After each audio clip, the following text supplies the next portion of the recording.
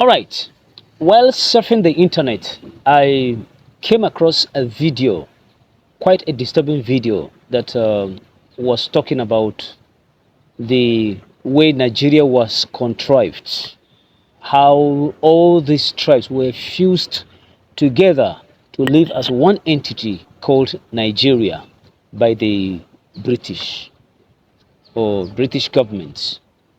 It was quite a disturbing video, and that video revealed how the British, rigged the election of 1959 in favor of the North. It was quite expository and disturbing. And you ever wonder why Nigeria is where it is together, why it is today? You wonder why Nigeria is where it is today.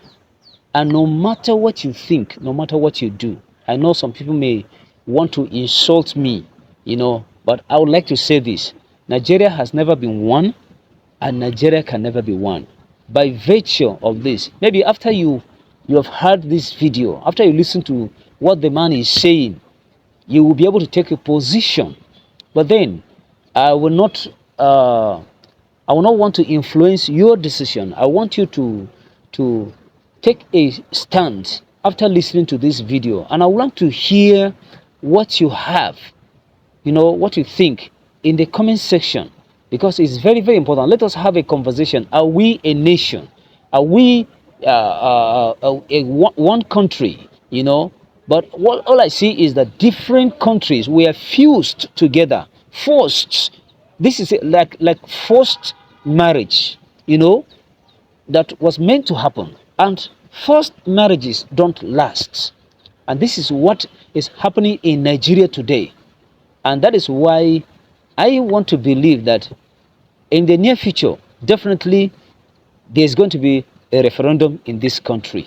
So let me know what you think in the comment section. If today is the first time you're watching this video, please, I want you to like, share, and subscribe, so that we'll keep on interacting and you'll continue to see my videos. And also YouTube will be able to recommend the videos to other people. So I will be waiting in the comments to know what you think about this. In the meantime, I want you to watch this video. That the British government rigged the first and most important election in the history of Nigeria in 1959 in favor of the North. Am I correct? Yes. How long were you in Nigeria for? From 1955 to 1960. And we were based in Lagos. I was on the staff of the Department of Labour. I was largely occupied with employment problems, all the employment exchanges, and statistics and international reports, and was kept pretty busy. I was also stationed in Lagos in charge of the capital and the port. I was the port labour officer as well, and I also devised a port labour scheme and later a social security scheme, which was one of the first in Africa, which guaranteed workers some income after they'd finished work. It was a provident scheme. As I say, it was called the National Provident Scheme, and I was very proud to have put that on the statute book. I was going to ask you what your role is. You've mentioned three important. Is there any particular name given to your office while you were there? Just labour officer. I was a labour officer, a senior civil servant. Okay. I only intended to stay in Lagos initially for 2 tours of duty. Although, because of this conflict with the elections, there were difficulties. Actually, government wouldn't let me leave the civil service. They were determined that I should stay in the civil service after my 2 tours. And I was offered very considerable incentives, including a knighthood. to stay and work for government. Primarily this was because I had access to state secrets. I learned, and the Governor-General himself confirmed this to me, that the elections were rigged, contrived. The intention was that the North should rule Nigeria. Even in '56, the Northern leaders were very proud and were saying, if they couldn't run Nigeria, never mind elections, they might not join Nigeria. They might leave. And we all thought, well, how would they survive? There were no industries. There's not a great deal of agriculture, some groundnuts in the north. This wasn't very practical at all. And then it was, the Governor-General seemed to be thinking that the North couldn't, even if it won an election, rule Nigeria by itself. The South wouldn't stand for that. So there had to be a partner, either the Igbos in the east or the Yoruba in the west, to team up with the North. What he didn't want was for the two southern parties, the Igbo and the Yoruba, to team up to form the government, because he believed the North wouldn't tolerate that and talked about leaving the Federation. So as I learned, in a small way at first, but very rapidly I learned about the election fixing, and as I say, this was confirmed to me by the Governor-General. He actually said that he wanted me to know the truth because he wanted me to know how much trouble I was in. You mentioned statistics, you were collecting figures. Yes. Is that for labor and unemployed people only, or general? Primarily, but obviously my interest was in the population of Nigeria. Yes, and Awolowo, the Yoruba leader of the action group, yep, and Chief Enaharo, they too, other people were saying, where are all these millions of people in the north? Where are they? We're going up there to campaign. We want to know, you know. And you see all these, you know, thousands of miles of not very developed countryside, and yet the northerners are claiming that their voting registration figures are larger than in the south, you know, larger, far more people up there. Well, actually, if you went through the Igbo land, you know, Enugu and that, you saw lots and lots of people. If you went to Ibadan, again, Ibadan teeming, you know, with millions of people. But we didn't actually see many northerners, and obviously not many northerners at that time came to Lagos. So this did arouse suspicion. Now, what does this mean for Africa's most populous nation? If the foundation of Nigeria's democracy was deliberately corrupted, can we still call what followed a legitimate system? Have we been building a nation on a lie told before we ever had the chance to speak for ourselves? Smith's confession goes further. He claims the election was rigged specifically to favor the North, not out of justice or merit, but out of strategic colonial design. The idea wasn't to create balance, it was to preserve control. By propping up one region, the British ensured dependency, division, and internal conflict. They did do a deal with Zik, Dr. Azikiwe, okay, from the east. Dr. Azikiwe, there was this big problem in Nigeria. It's the same big problem in America and in Britain. How do you get funds to fight elections? The candidates in Nigeria had no money, but they did have marketing boards, which were a kind of semi-nationalized industry. And they borrowed money from the marketing boards. But there was a suspicion that Dr. Azikiwe, who had formed his own bank, the African Continental Bank, was actually bankrupt. But he was borrowing very large sums of money from the marketing boards and not necessarily repaying the loans. We knew this. We had a great secret service. All the politicians' phones were tapped. All the politicians' mail was opened. Everything that any major politician did in Nigeria, we knew in hours. We watched. We knew all that was going on. Are you saying, in essence, that Dr. Azikiwe took money? He was blackmailed by the British to do our bidding. We told Dr. Azikiwe that he could go to prison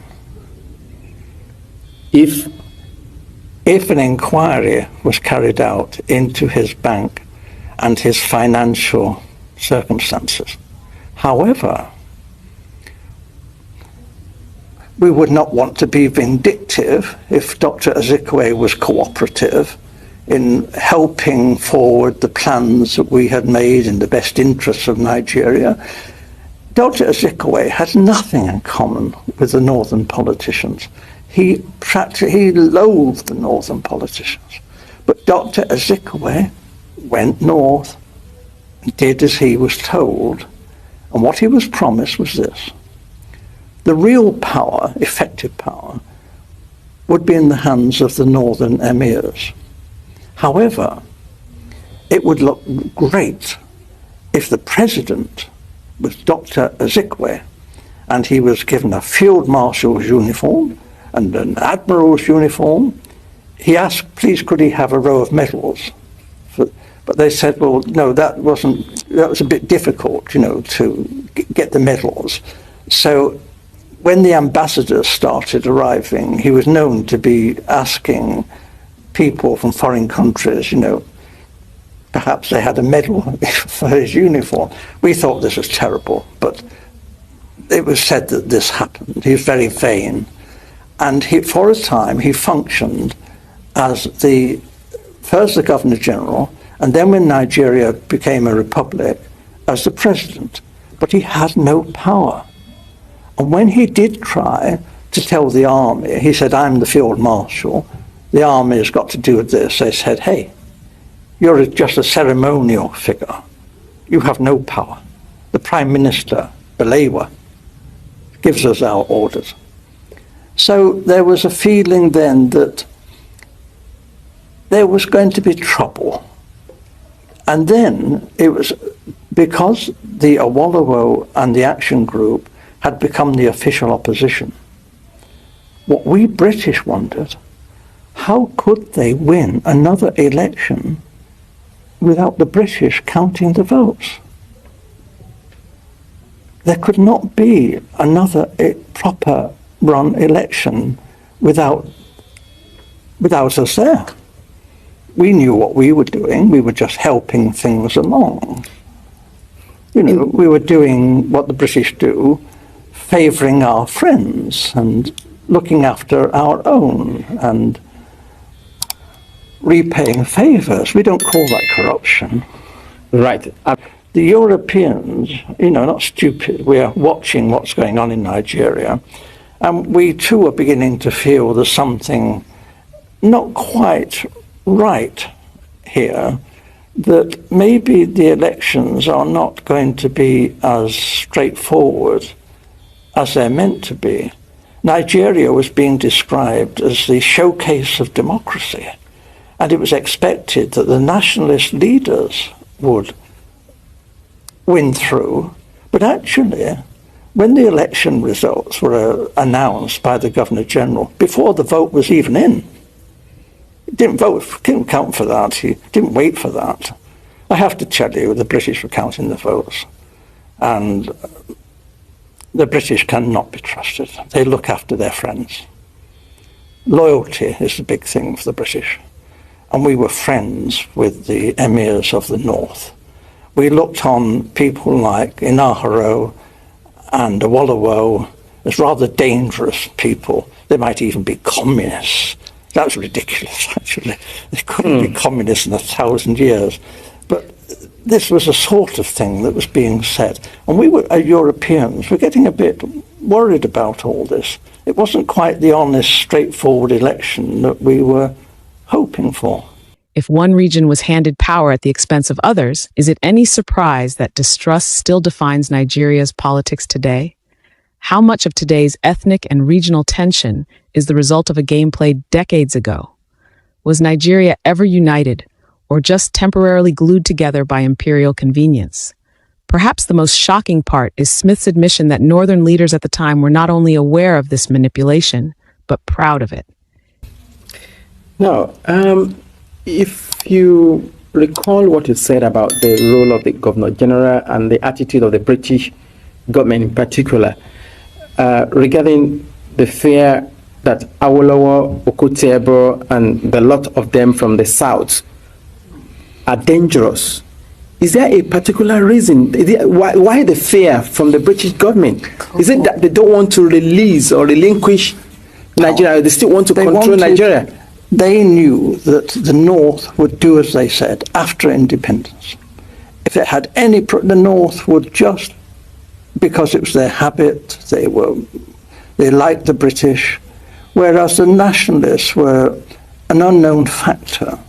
Actually, when they took the flag down and hoisted the Nigerian flag, not one of the major nationalist politicians was there. They weren't even on the platform. This was incredible. These were the people who had sought independence. The people in the North didn't want independence. They didn't want the British to leave. So this was a farce. And for most Europeans who were very close and watching this, we were disgusted. We thought this really had been manipulated, this election. It was unworthy. It was unworthy of the British people, this. This was no honest, straightforward thing that you would expect Britain, the mother of parliaments, to do. This was cheap and low and criminal. And I opposed it. And I opposed it then, and I've opposed it ever since. And I'm telling you the truth. And I was warned, if I told you this state secret, my life could be forfeit. If true, this points to willing collaboration, not passive benefit. It begs the question, were some leaders more interested in personal gain than national unity? Should history judge those who accepted colonial favors the same way we honor those who resisted? And if the early elite celebrated their unfair advantage, did they ever truly represent the will of the people, or only the will of the empire? According to Smith, this foundational betrayal seeded decades of instability, from systemic corruption to military coups, and ultimately, the Biafran War. That war wasn't simply a call for secession. It was a scream against a structure that many saw as inherently unjust. If the system was never meant to be fair, how can its laws, elections, and institutions ever fully serve the people? Could it be that Nigeria's greatest problem isn't corruption, but a false beginning? And if so, is it too late to rebuild the foundation? Smith concludes by saying he did not stay silent. He raised his concerns with the British Governor-General, but was ignored. That silence by the authorities is perhaps the loudest truth of all. This wasn't a mistake. This was betrayal by design. And it raises a powerful question. Does the late regret of one honest man erase the actions of a colonial empire that knowingly destabilized an entire nation? Should Britain be held accountable, not just morally, but politically, for what its policies caused? Or will Nigeria forever be expected to heal from wounds that were never self-inflicted? Disclaimer, this video is intended for educational and informational purposes only. It is based on publicly available historical accounts, scholarly interpretations, and documented testimonies. We do not promote hate, discrimination, or conspiracy, only reflection, education, and justice. Viewer discretion is advised. I mean, in essence, what Dr. Azikiwe did, it was forced by the British government to do it. Yeah. Collecting money from the marketing board then. Yeah. So if any politician here in the United Kingdom tried to do that, Be in jail. he will be in jail. So why did the British government refuse to take action Because or comment on if we nipped it in the bud, because we knew it was happening, it was even happening in, let me be fair, in the West, with the Wallowo. They were taking some money. They meant to repay it perhaps, but they were taking money. And I would have said, issue a warning now and say, you know, you've got to behave, because if this is allowed to go on, it'll be a major offence.